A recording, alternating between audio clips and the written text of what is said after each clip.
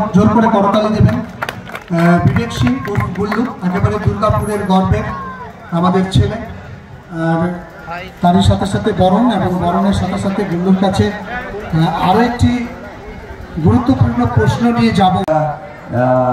আমরা যারা বাঙালিরা ফুটবল খেলি তারা বাচ্চা থেকে স্বপ্ন থাকে যে ইস্ট বেঙ্গল বা মোহনবাগান খেলবো।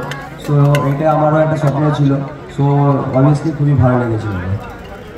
আর আমাদের আগামী প্রজন্ম যারা ফুটবল খেলছে তাদের জন্য ডায়েট এবং কি ধরনের ফুটবল খেললে তারা এই ধরনের তোমার মতো জায়গায় একটু বড় জায়গায় তারা যেতে পারবে, যদি কিছু টিপস থাকে। দেখো, ফার্স্টে তো আমি বলবো যে যারা এই বাচ্চারা আছে তাদেরকে প্র্যাকটিস করতে হবে, হার্ডওয়ার্ক করতে হবে আর ডিসিপ্লিন থাকতে হবে।